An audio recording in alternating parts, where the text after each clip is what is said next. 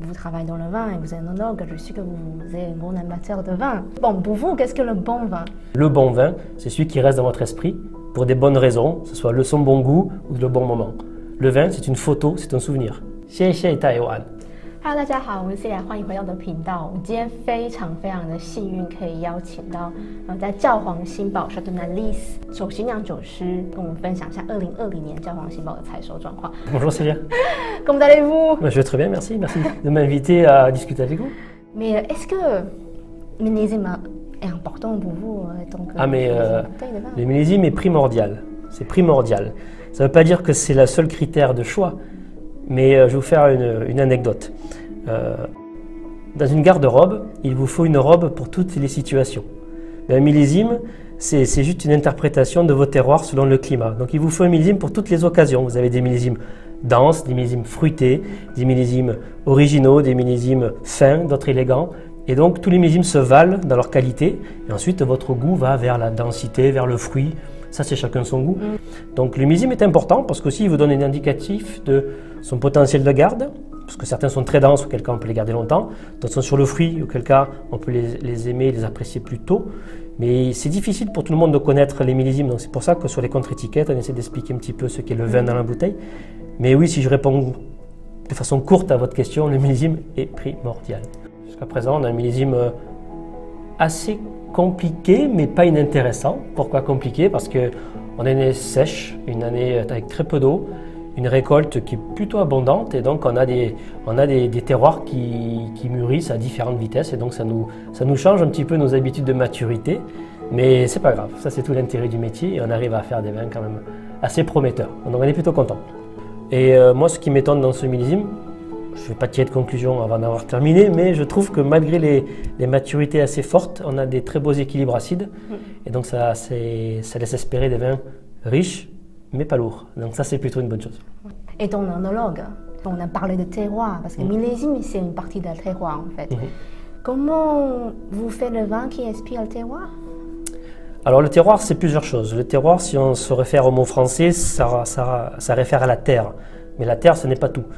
Si on plantait de la vigne dans la terre et que l'homme n'était pas là, il ne se passerait pas grand-chose. Donc le terroir, c'est la terre, c'est-à-dire le type de sol. C'est le matériel végétal, c'est plutôt Syrah, plutôt Grenache, plutôt Mourvèdre pour ici, pour Châteauneuf-du-Pape. Donc ça ne fait pas les mêmes vins. Ensuite, les conditions climatiques, bien sûr. Il fait chaud, il fait froid, il fait beau, il pleut, ok. Puis ensuite, l'intervention de l'homme.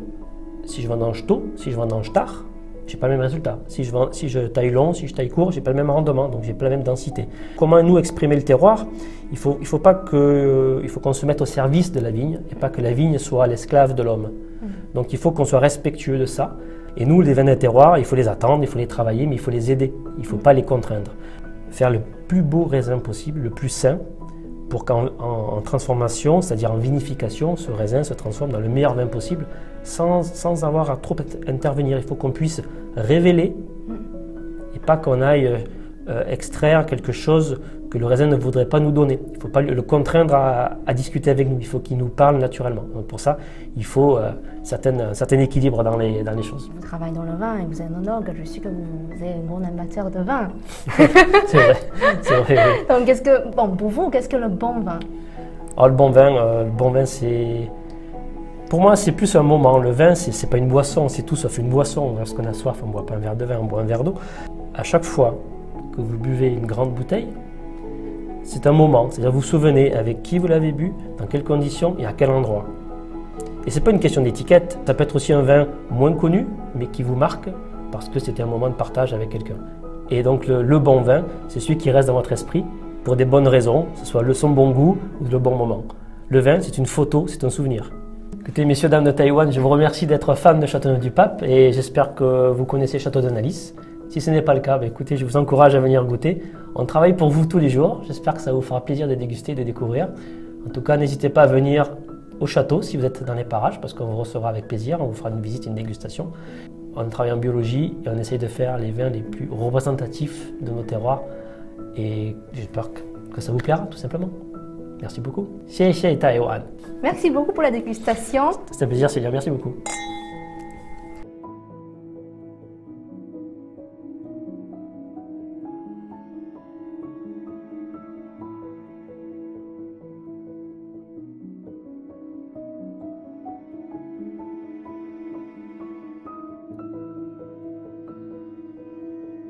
premier vin que l'on va déguster, ce sont les Saintes Vierges de Nalis 2018, donc le Châteauneuf blanc. Il est très fruité, il est très pur. Voilà, alors je vous remercie de dire ça parce que c'est l'objectif, on essaye de pas, voilà, d'avoir des puretés. Alors c'est un mot un peu prétentieux, la pureté.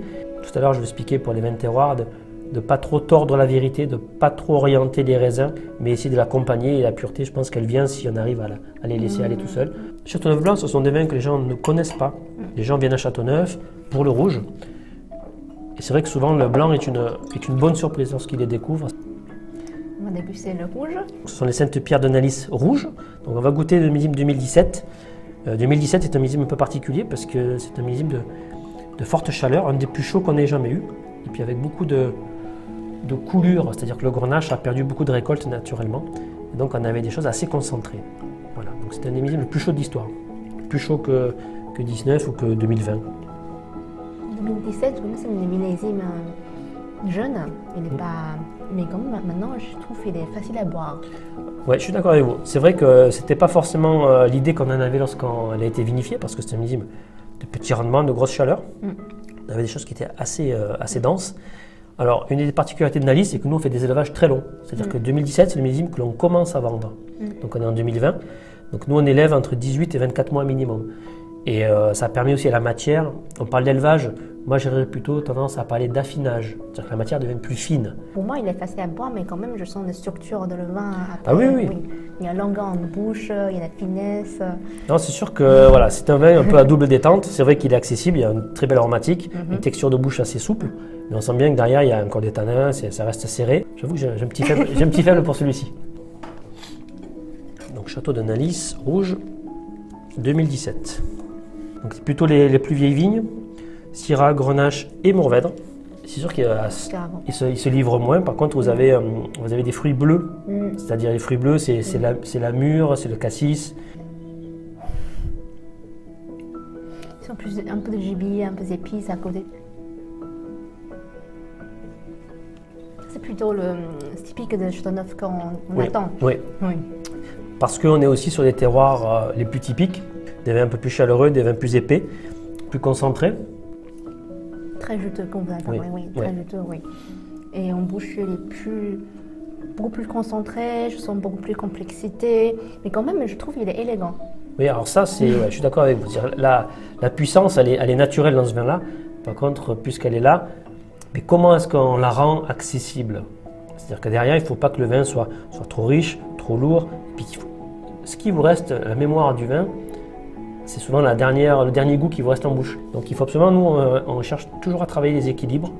Et même si c'est concentré, il faut qu'on puisse avoir quelque chose qui termine élégamment.